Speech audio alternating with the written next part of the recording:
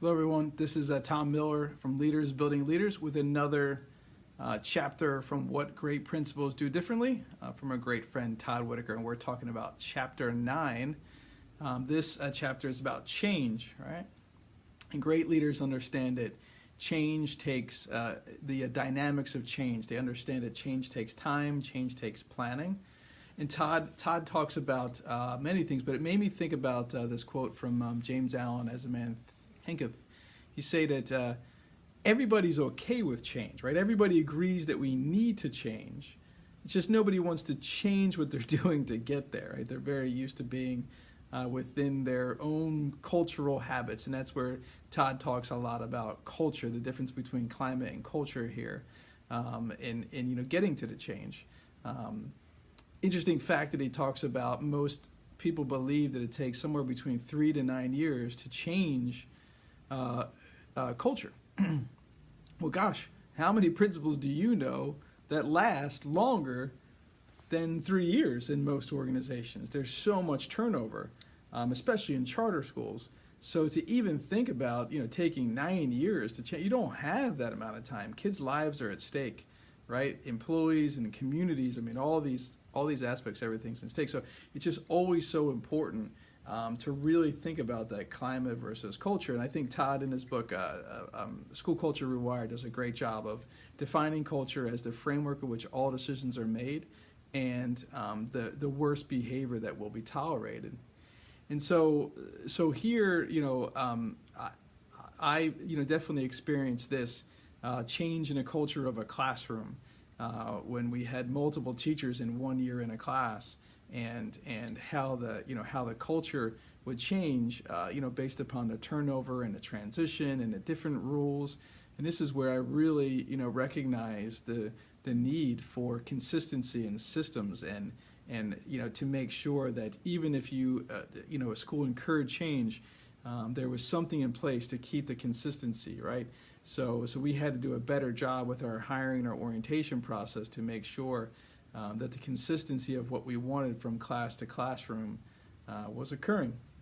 So that requires a purpose and a plan. So what was the purpose behind some of our non-negotiables in the classroom? Well, one of our non-negotiables was our uniform, right? So shirts tucked in, and we had the collared shirt and all those pieces. What was the purpose? Well, the purpose was consistency amongst all of our students. It was a very strict uniform policy. The founder of the school felt it brought that classical feel. And any time that I allowed as a principal some of the pillars of that to not be followed, say wearing a belt or having your shirt tucked in, I was eroding the culture. And the credibility, right? Because some teachers enforced it and some didn't. And if I didn't ensure that everybody enforced it, that was the worst behavior that was being tolerated, right? So those were little climate changes, right? So if I had 5 of my 9 teachers following every aspect of the uniform policy, but 4 of them not, they were climate changers. Okay, they were eroding the culture through their climate. Right? So the one thing that it took great brainstorming by our team, not blame storming, right? Not blame storming the founder because he had these rules and just the school in itself, because of some of these rigorous expectations that it had, from uniforms all the way to how kids did their math work and their strategies and their we had a lot of systematic pieces in place. But it really made sense. The purpose was to create consistency. So you, as the principal, as you walk through the school, you could definitely tell a difference from class to class in terms of whether everybody was on the same page. Right? So if I went to one math class and saw that class using the Cornell Notes model, and every kid having their book and their workbook and their like their paper in place, and everything was being graded the same, and then I walked into another room and I saw, differences. It was obvious. If I saw kids who were using pen for their math or didn't have their math book out, like I knew, right? So there was a consistency across.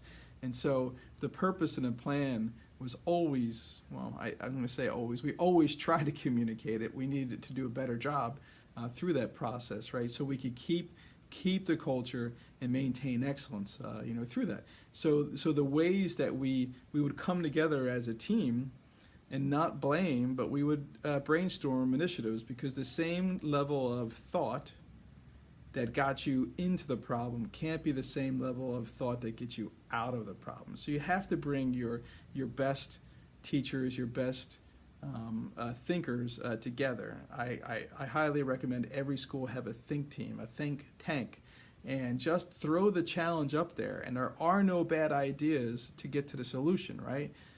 You just throw them up and you start to kind of debate on which ones are the best.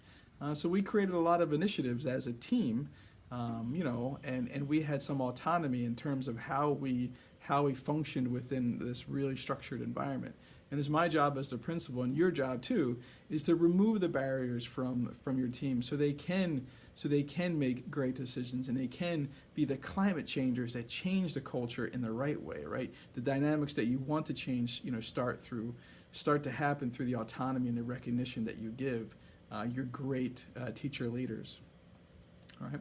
So just to kind of recap, culture is the framework in which all decisions are made and the worst behavior that's tolerated. So as you move throughout your school tomorrow, right, as you start to take your walkthroughs, whether it's through your leadership team or if you're the head of school, whoever is watching this, take a look at what's consistent versus inconsistent. What are the climate changes of the culture that you desire to see?